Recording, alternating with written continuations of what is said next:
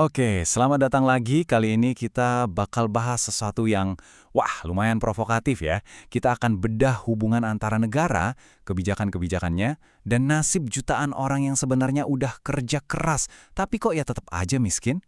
Langsung aja, kita mulai dengan tuduhan yang paling keras dari materi sumber kita.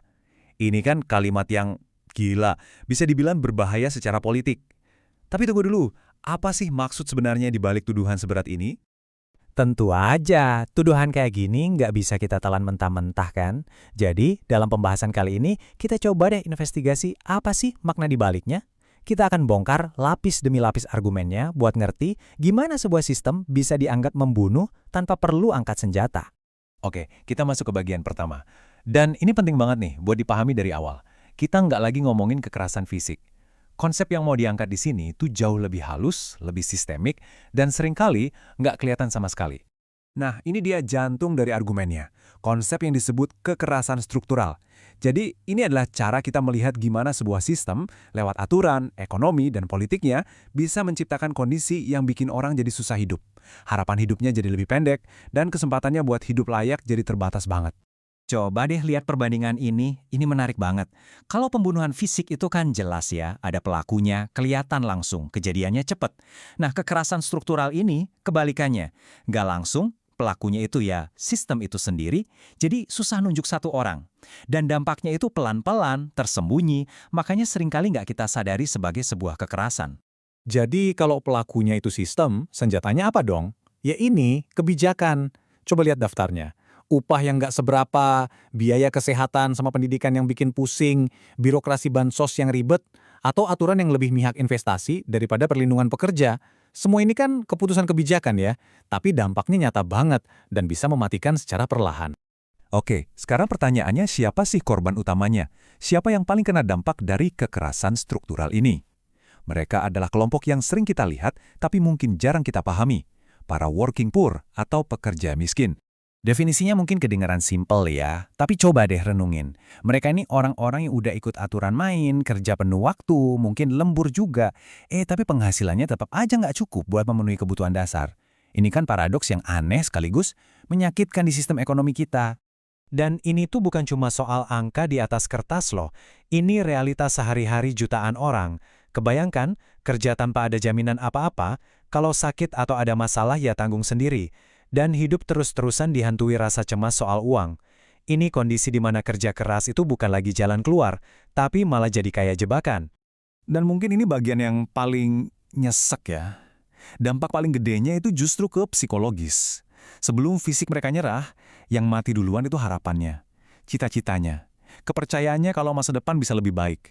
Ketika kerja keras udah nggak ada artinya lagi, ya kepercayaan pada sistem, bahkan pada diri sendiri, bisa luntur. Tapi mungkin ada yang nanya, kalau emang separah itu, kok kayaknya nggak kelihatan ya? Nah, jawabannya mungkin ada di cara kita ngukur masalah ini. Yuk kita lihat gimana angka dan statistik itu ternyata bisa menyamarkan sebuah krisis besar. Pertanyaannya simpel tapi dalam. Emangnya angka bisa bohong? Angka kan sering kita anggap objektif ya, padahal keputusan tentang apa yang mau diukur dan gimana cara ngukurnya, itu keputusan politis banget yang bisa ngerubah cara kita mandang realitas. Jadi gini, ada dua cara utama buat ngukur kemiskinan. Ada yang namanya absolut, ada yang relatif. Kalau negara cuma pakai standar kemiskinan absolut, patokannya itu super minim. Yang penting bisa makan, udah nggak dihitung miskin. Akibatnya, angka kemiskinan di atas kertas bisa kelihatan turun drastis. Padahal jutaan orang sebenarnya masih hidup susah dan jauh dari kata layak. Nah, fenomena ini nyambung sama konsep kekerasan simbolik dari pemikir kayak Bourdieu. Intinya, kekuasaan terbesar itu bukan ngontrol fisik, tapi ngontrol definisi. Mengontrol cara kita semua mikir dan ngelihat dunia. Dengan mengontrol definisi siapa yang miskin, negara bisa mengontrol persepsi publik tentang keberhasilannya. Dan hasilnya, ya ini dia yang paling bahaya. Para working poor ini jadi kayak hantu di dalam data statistik. Mereka ada, mereka nyata, mereka berjuang setiap hari, tapi di laporan resmi, mereka nggak ada. Perjuangan mereka jadi nggak kelihatan. Dan karena nggak kelihatan, ya dianggap bukan masalah yang harus diselesaikan. Oke, dari semua yang udah kita bahas tadi, kita sampai di satu kesimpulan yang jauh lebih besar. Ini bukan lagi cuma soal kebijakan atau statistik. Ini udah jadi pertanyaan fundamental soal janji dasar antara sebuah negara dan warganya. Coba kita ingat-ingat lagi deh, sebenarnya apa sih peran negara itu?